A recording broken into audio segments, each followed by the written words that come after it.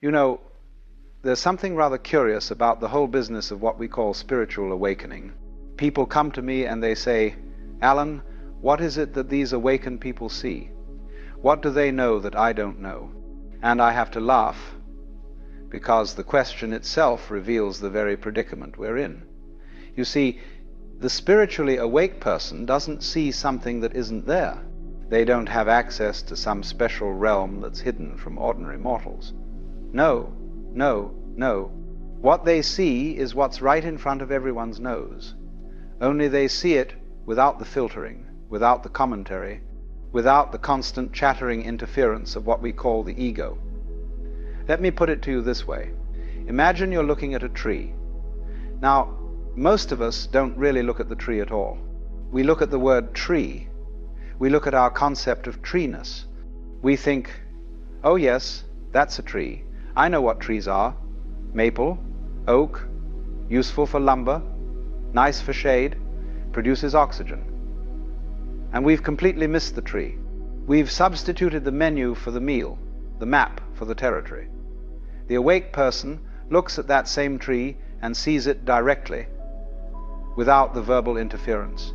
They see the actual suchness of it, the isness of it, the extraordinary intricate dance of light and shadow and form that's happening right there. And suddenly, that tree is the most marvelous thing in the universe. It's not that they're seeing something extra. They're seeing what's actually there when you remove what's extra, what's been added by the conceptual mind. Now, here's where it gets really interesting.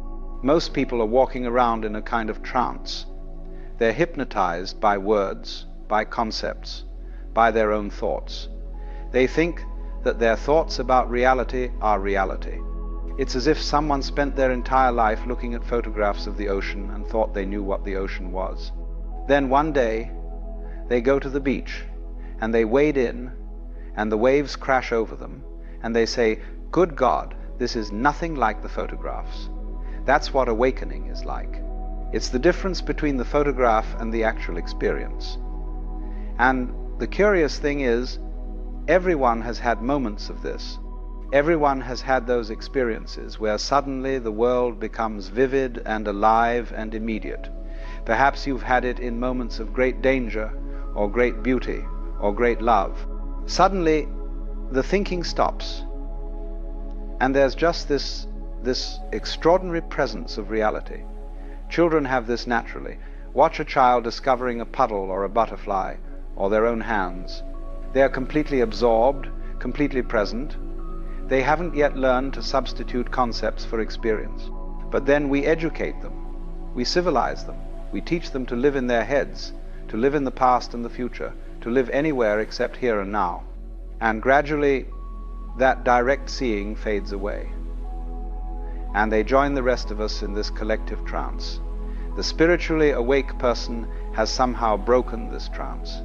Perhaps through meditation, perhaps through some crisis or shock, perhaps through philosophical inquiry, it doesn't really matter how. What matters is they've realized that the way they've been taught to experience reality is only one way, and not necessarily the most accurate way. They've discovered that their thoughts about things are not the things themselves. And here's something that really baffles people. The awake person sees that there is no separate self in the way we usually think of it. Now, I'm not saying they don't exist or that you don't exist. What I'm saying is that this feeling we have of being a separate ego, locked inside a bag of skin, totally separate from the rest of the universe, that feeling is a fiction. It's a very convincing fiction, mind you, but a fiction nonetheless. You see, we've been taught to identify ourselves with this little voice in our head, this internal narrator that's constantly commenting on everything. I like this, I don't like that. I'm worried about this, I'm hoping for that. And we think that little voice is us. But the awake person has realized that they're not that voice. The voice is something that happens within their awareness, but it isn't what they fundamentally are. Think about it this way. You can be aware of your thoughts. You can watch them come and go. So if you can observe your thoughts, you can't be your thoughts, can you? That which observes is not the observed. The awake person has discovered that they are the awareness in which everything arises, thoughts, feelings, sensations, the whole world. They're not a thing inside the universe. They are the consciousness in which the universe appears. Now, this isn't some sort of grandiose delusion. It's not about thinking you're God in some egotistical sense. It's quite the opposite. It's the dissolution of the ego. The realization that what you really are is much more fundamental than this little character you've been playing, this role with your name and your history and your ambitions. The awake person sees through what I call the skin-encapsulated ego. They realize that the boundary between inside and outside, between self and other, is conventional, not absolute. When you breathe in, the air becomes you. When you breathe out, you become the air. When you eat an apple, the apple becomes you. Where do you end and the world begin? The line is arbitrary. We draw it for convenience, but nature knows no such line. And when you really see this, when you really get it in your bones, not just as an intellectual idea, but as a direct perception, everything changes. You realize that you're not a stranger in the universe. You're not some cosmic accident, some little flash of consciousness that somehow got lost in a mechanical, meaningless cosmos. No, you're an expression of the whole thing, just as a wave is an expression of the ocean. This brings us to something else that spiritually awake people see, which is the unity of all things, not unity in some vague, mystical sense, but the actual literal fact that everything is interconnected, that everything arises together. You can't have up without down. You can't have inside without outside. You can't have self without other. You can't have life without death. These things don't exist separately and then come into relationship. They're aspects of a single, unified process. Most people see the world as a collection of separate things that occasionally interact. They see themselves as one thing, and everything else as other things. But the awake person sees that this is like saying the crest of a wave is separate from the trough. They're different aspects of one movement, one wave. In the same way, all the apparently separate things in the universe are different aspects of one happening, one cosmic event. And this changes everything about how you live.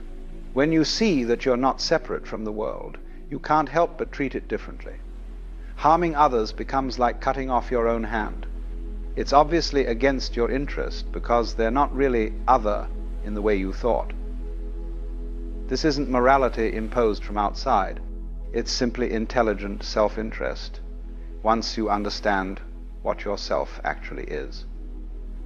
Another thing the awake person sees is the extraordinary intelligence of nature, the intelligence of the universe itself. You see, we've been taught to think that consciousness is something unusual, something that only happens in human brains, and maybe in animal brains. Everything else is supposed to be dead, mechanical, unconscious. But this is a very strange idea if you think about it. How did conscious beings emerge from an unconscious universe? How did intelligence arise from stupidity? It's like saying you can get blood from a stone or apples from a brick wall. The awake person realizes that consciousness must be fundamental to the universe, not something that appeared as an afterthought. The universe must be intelligent in its very nature, or intelligence could never have appeared within it. Look at your own body. You don't consciously beat your heart or digest your food or fight off infections or grow your hair. All of that happens spontaneously, intelligently, without any deliberate effort on your part. The same intelligence that grows grass from the soil and turns caterpillars into butterflies, that intelligence is what's beating your heart right now. You're not doing it. It's doing you. The awake person sees that they're not controlling their life in the way they thought. The ego doesn't actually do anything. Thoughts arise spontaneously. Actions happen. The sense of being a controller, a separate agent making decisions, that's just another thought arising in the stream of consciousness. In reality, you're being lived by the universe, just as a wave is being waved by the ocean. Now, this might sound terrifying at first. People think, If I'm not in control, then what? Am I just a puppet? Do I have no free will? But this is still thinking in terms of separation, of me versus the universe. What the awake person realizes is that the controller and the controlled are one. The universe isn't forcing you to do anything. You are what the universe is doing at this particular point in space and time. When you see this, there's a tremendous relief, a tremendous letting go. All that anxiety about whether you're doing the right thing, making the right choices, living your life correctly, it falls away. You realize you can't make a mistake because you're not separate from the process. You can't do anything other than what you do because you're not separate from the power that's doing it. This doesn't make you passive or irresponsible. It makes you spontaneous, natural, free. The spiritually awake person also sees through the illusion of time in a very profound way. We think of time as this river flowing from past to future, and we think we're being carried along in it. But actually, there is only now. The past is a present memory. The future is a present anticipation. Both exist only as thoughts occurring now. The awake person lives fully in the present moment because they see that's the only place life ever actually happens. Most people are never where they are. They're always living in their heads, in memories of the past or fantasies about the future. They're thinking about what they should be doing, what they should have done, what might happen tomorrow. And meanwhile, life is happening now, and they're completely missing it. They're missing the miracle of this moment, this breath, this sight, this sound. The awake person has somehow managed to come back to the here and now. They've realized that this moment is all there is, and it's completely sufficient. In fact, it's perfect exactly as it is. This doesn't mean they don't plan for the future or learn from the past, but they don't confuse those mental activities with reality. Reality is always now. And in this present moment, when you really settle into it, something extraordinary happens. The mind becomes quiet. The constant stream of commentary stops, or at least fades into the background. And there's just this awareness, this open, spacious consciousness in which everything is appearing. And you realize that this awareness, this consciousness, is what you really are. It's been here all along, but you've been so busy thinking about things that you never noticed it. This awareness is very simple, very ordinary, and yet it's the most profound thing in the universe. It's the light in which everything appears. Without it, there would be no world, no experience, no anything. And it's what you are, not as an object or a thing, but as pure subjectivity, pure presence, pure being. The spiritually awake person rests in this awareness. They identify not with the passing show of thoughts and feelings and sensations, but with the awareness in which all of that appears. And from this perspective, everything looks different. Problems don't disappear, but they lose their power to disturb. Pain is still felt, but there's no suffering added to it by resistance and complaint. Joy is experienced more fully because there's no fear of losing it. Life becomes play, a cosmic dance, a game.